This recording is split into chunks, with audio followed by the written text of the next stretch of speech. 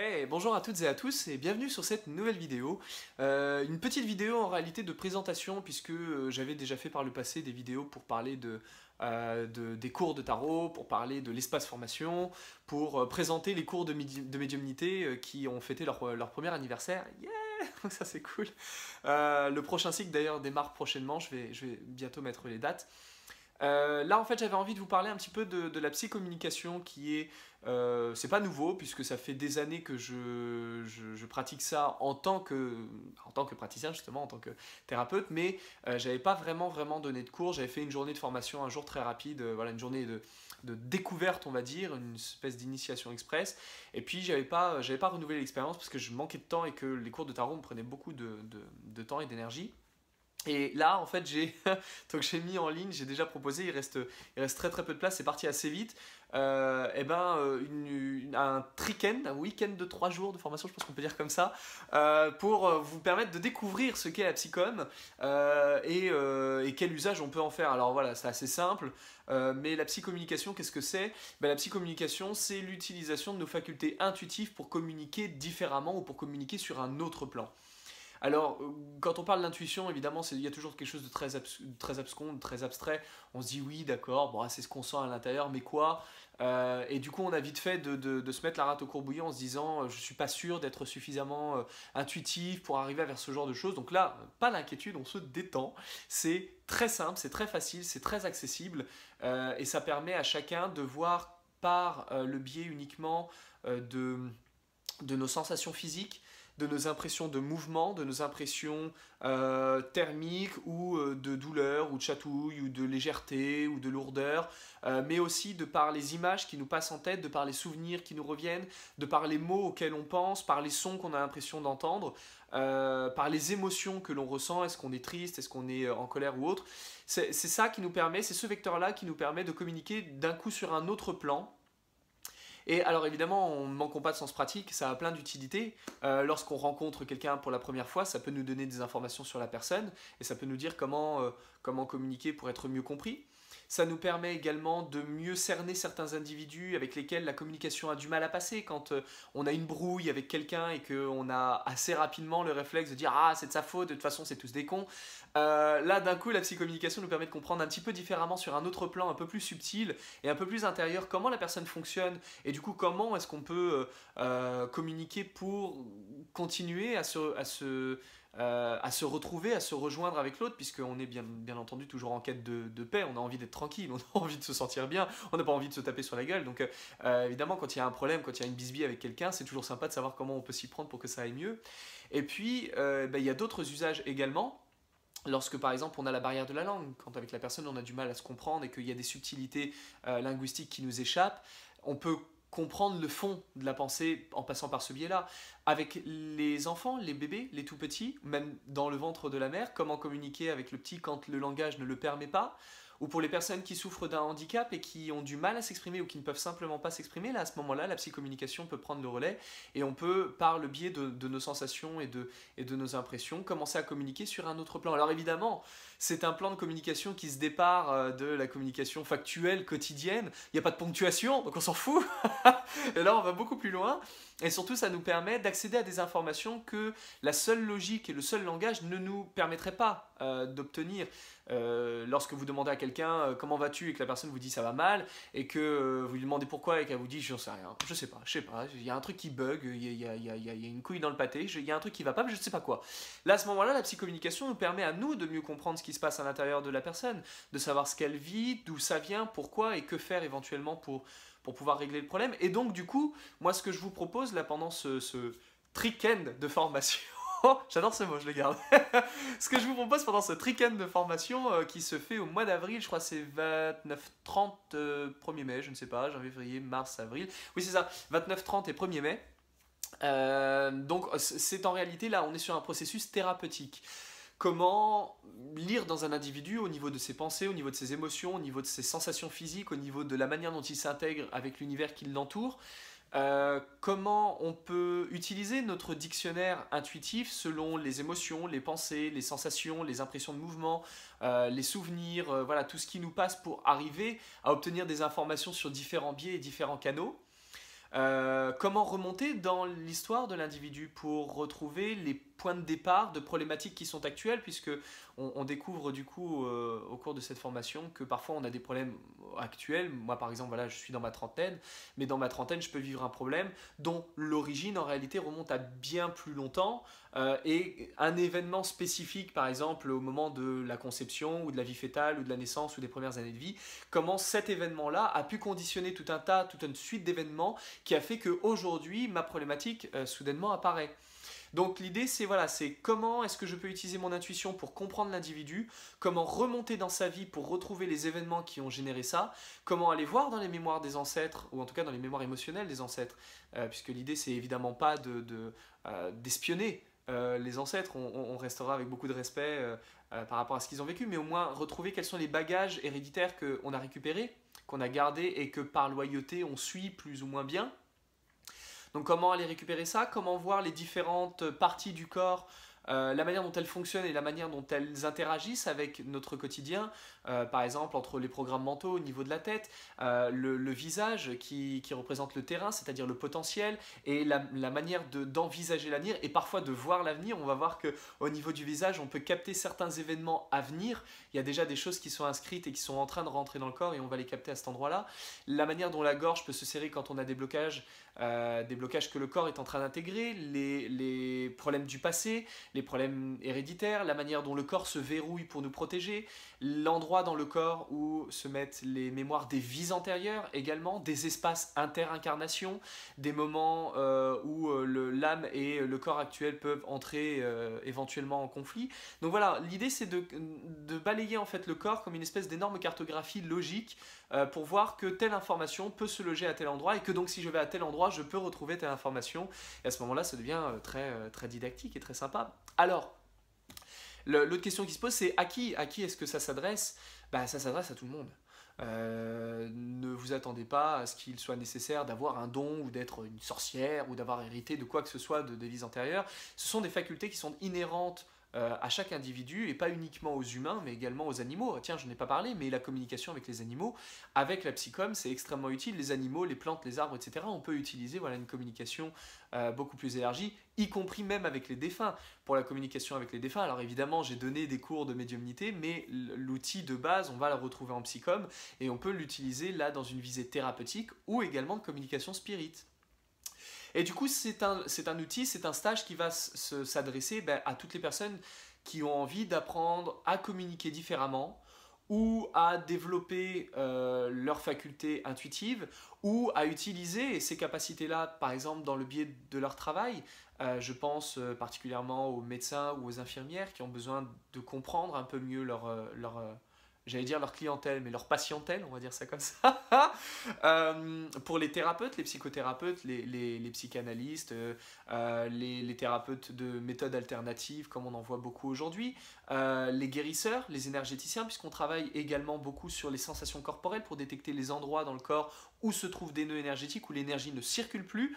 Parfois, ce sont des bouchons d'information qui empêchent l'énergie de passer et effectivement, on a des fois certains radiesthésistes, magnétiseurs, des praticiens en Reiki ou autres qui ont beau envoyer de l'énergie ne passe pas parce qu'il y a un bouchon d'information à cet endroit-là et l'information n'est pas...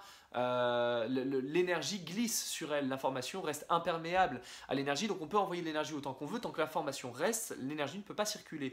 Donc là, pour les praticiens en énergétique, c'est très utile justement pour virer les bouchons qui les empêchent de travailler efficacement. Pour les coachs, pour les pédagogues, que ce soit pédagogue dans le sens de faire des stages, de gens qui font des cycles de formation ou simplement d'être maîtresse d'école parce que c'est difficile d'avoir beaucoup d'enfants à gérer et que parfois ce sont aussi des jeunes âmes qui ont beaucoup de mal à gérer leurs propres émotions et c'est bien de pouvoir les comprendre. Donc les instituteurs, les maîtresses d'école, les professeurs même d'autres institutions, parfois avec des gens plus âgés, mais aussi les médiums, les voyants, les personnes qui ont peut-être des enfants avec lesquels ils ont du mal à communiquer, je pense aux parents avec qui la discussion est difficile avec les enfants, spécifiquement par exemple quand on arrive à l'adolescence et que ben voilà, on appelle ça l'âge con, c'est pas pour rien. En même temps, il y a plein d'autres éléments que simplement les hormones, mais il y a les hormones et il y a beaucoup d'autres choses à cet endroit-là qui se jouent et on le voit en psychom. On voit que c'est vraiment une époque charnière, c'est un passage charnière où il y a un vrai sacrifice à l'intérieur de soi au niveau des bagages émotionnels et donc c'est bien d'y passer aussi, de voir un petit peu comment ça peut fonctionner. Et puis après, évidemment, bah, toutes les personnes qui sont simplement curieuses de se découvrir elles-mêmes, de découvrir les autres et peut-être de rajouter un outil dans leur boîte à outils, un outil qu'ils pourraient plus tard transmettre à d'autres pour que la clé puisse voilà, se populariser comme ça et qu'on puisse tous finalement apprendre à communiquer différemment que simplement par le verbal. Alors voilà, j'avais envie de vous parler de ça, j'avais envie de vous proposer ça, et puis voilà, aussi de répondre à vos questions. Si vous avez des interrogations, n'hésitez pas à les mettre en commentaire sur Facebook ou en dessous, là dans les commentaires sous la vidéo sur YouTube, si vous le regardez sur YouTube éventuellement. Voilà, donc n'hésitez pas à poser des questions. Et puis bah, du coup, j'avais aussi envie de vous proposer une petite expérience. Parce que des explications seules c'est chiant, donc c'est bien de pouvoir essayer un petit truc. Donc je vais vous donner un dixième d'information de ce qu'on voit au cours du stage.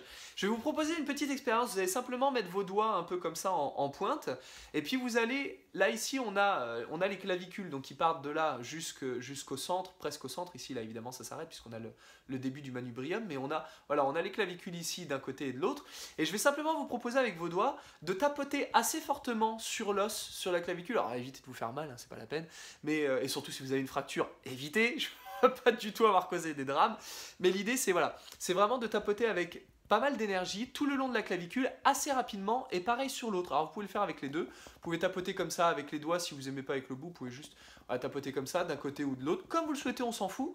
Vous faites ça pendant 5-10 secondes, pas plus, hein, ça doit être assez rapide, puis vous lâchez. Vous lâchez et maintenant vous prêtez toute votre attention à la sensation que vous avez au niveau des clavicules. Et vous allez sentir qu'à des petits endroits spécifiques, on sent des choses, on sent des points plus douloureux qu'ailleurs. Tous ces points-là, ce sont des tensions qui sont à corriger, ce sont des problèmes. Là, en l'occurrence, moi ici, j'en ai une là qui est assez légère, mais j'en ai une là qui est assez forte. Pareil de l'autre côté, j'en ai une ici, assez légère, et là, une autre encore. Là, celle-ci, c'est la plus forte. Donc là, on va voir qu'on a une tension. Là, ici, en fait, ce qu'on va détecter, ce sont les tensions qui sont des tensions actuelles. Ce sont les zones de stress que l'on vit actuellement, les choses qui nous embêtent, les choses qui nous prennent la tête, les choses qui ont tendance ce sont des événements qu'on n'intègre pas avec légèreté. On se dit pas « Ah ouais, cool ». Non, c'est plutôt « fait chier ». Voilà. Donc du coup, on va trouver des points, un ou plusieurs, d'un côté ou de l'autre, ou des deux en même temps. On peut avoir à différents endroits. Et l'idée, c'est simplement, on va rester sur ce point. Alors, en psychom, on va apprendre à le décoder, on va apprendre à le décrypter, parce qu'en fonction de l'endroit, que ce soit à droite ou à gauche, ça n'aura pas la même signification. Selon que c'est proche ou éloigné, ça n'aura pas la même signification non plus. Mais l'idée, là, pour l'instant, c'est, sans l'interpréter, on va juste faire une petite correction assez rapide. Comme ça, vous allez voir un petit peu comment ça peut fonctionner. L'idée, c'est simplement de garder le point. Et puis, on va faire une évaluation, c'est-à-dire, on voit, là, c'est le point le plus extrême. Ici, donc là, on est très à l'extérieur, là, on est très à l'intérieur. Et on va essayer de voir, est-ce qu'on est plus vers l'intérieur ou plus vers l'extérieur. Si on prend, par exemple, le milieu de la clavicule, ben là, moi, par exemple, mon point, il est sur on est sur la moitié interne et on est au milieu de la moitié interne, globalement. L'idée, c'est juste pour l'instant d'évaluer l'endroit où ça se trouve. Et puis après, derrière, au niveau de la tête, vous avez les cervicales. Vous avez les cervicales, donc on a la toute première qui se trouve dans le creux du crâne. Alors en réalité, on ne peut pas aller vraiment toucher les premières parce qu'elles sont vraiment très à l'intérieur. Mais globalement, énergétiquement parlant, la vertèbre pourra être touchée à cet endroit-là. Et on va descendre jusqu'à la dernière cervicale qui est la 7e cervicale. Et donc quand vous touchez, quand vous passez votre main derrière, vous allez sentir qu'il y a à un moment une bosse assez proéminente. On a vraiment une vertèbre qui ressort fortement. C'est la dernière cervicale, c'est C7. Donc entre la première et la dernière, on a tout le chemin de nos cervicales. Et en fait, on va faire un report entre l'endroit ici qu'on a détecté d'un côté ou de l'autre et l'endroit qui va être équivalent au niveau des cervicales. Et pour ça, c'est assez simple. Ici, on a l'intérieur de la clavicule et on a ici en bas la cervicale la plus basse. Et bien, les deux sont reliés. Et tandis que ici on a le bout de la clavicule, et ben la vertèbre la plus haute, c'est-à-dire la plus éloignée, sera également associée. Donc ici je vais avoir C1, puis C2, C3, C4, C5, C6, C7. Alors, vous embêtez pas, on ne cherche pas à avoir une définition précise, on ne veut pas trouver précisément la vertèbre, on veut juste voir globalement, d'un point de vue énergétique, où ça se trouve. Donc moi j'étais ici, j'étais assez proche du centre, j'étais assez loin de là. Là, on va dire j'ai la moitié de la clavicule. Donc je sais que je vais me retrouver sur la moitié inférieure et pas sur la moitié supérieure, parce que je suis proche du centre. Et donc du coup, je vais aller toucher, donc pas sur C7 même, parce que C7, ça sera ici, mais plutôt sur C6 ou C5. Donc en fait, je vais juste simplement remonter les doigts. On peut y aller avec simplement 2 doigts comme ça, et puis appuyer un peu. Et puis à un moment, vous allez sentir que quand on appuie dessus, et puis on balaye un tout petit peu de haut en bas, on a la sensation que, tac, c'est ici en fait que je suis. On sent que c'est à cet endroit-là qu'il y a un point intéressant. Il se passe quelque chose. Soit parce que c'est douloureux, soit parce que c'est plus dur, plus tendu, soit parce que quand on appuie, on sent que ça réagit ici, ou simplement parce qu'on le sait. Intuitivement, on sait, ah, c'est ici que ça se trouve. Et là, à ce moment-là, eh bien, j'ai 2 points.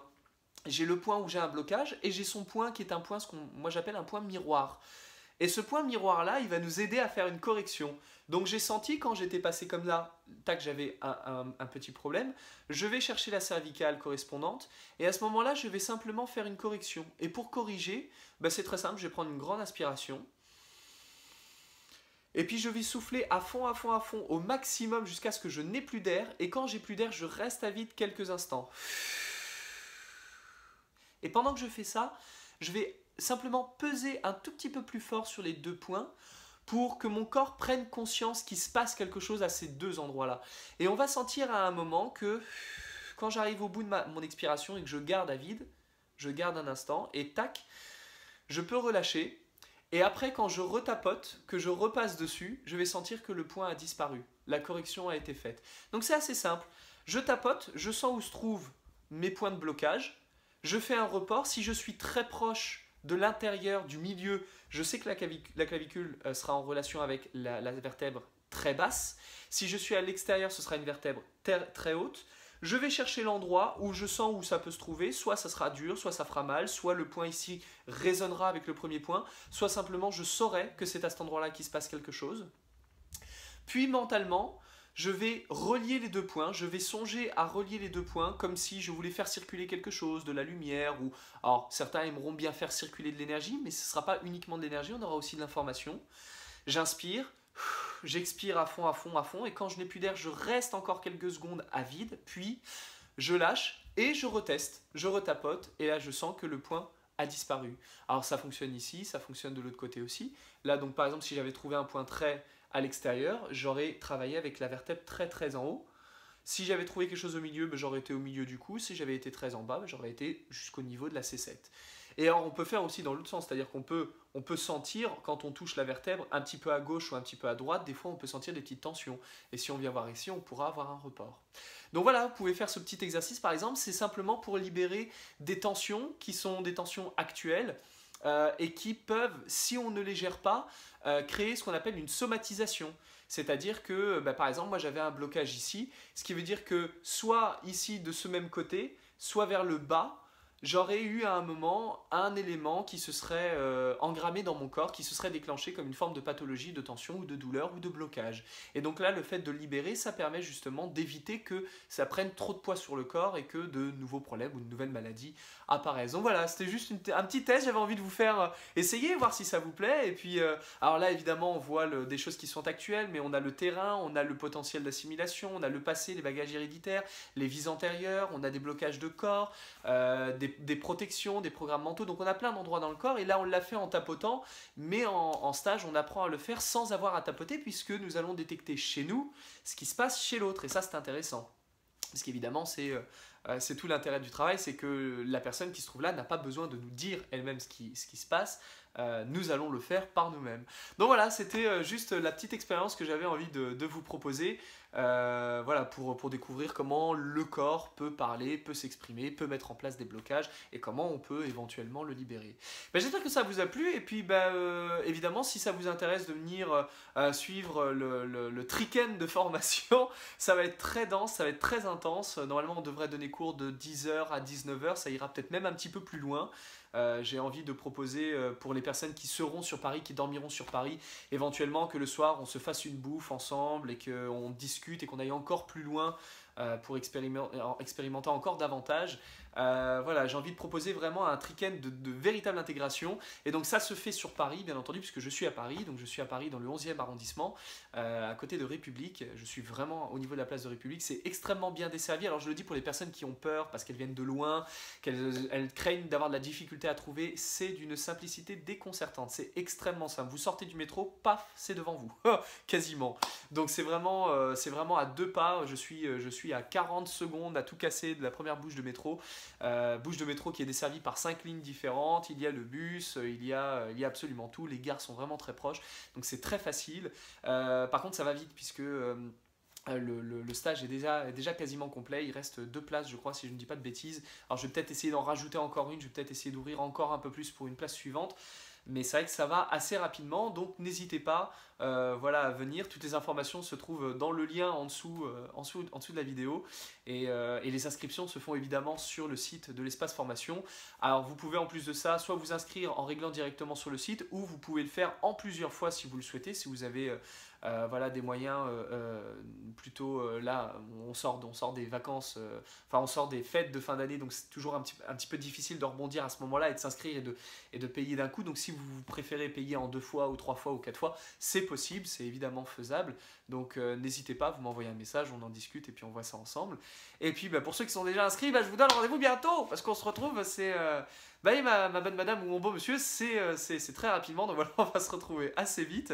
Et puis bah, nous on se donne rendez-vous pour une nouvelle vidéo très rapidement avec plein d'autres expériences que j'ai envie de vous proposer. Et puis bah, en attendant d'ici là comme d'habitude, prenez soin de vous. Salut!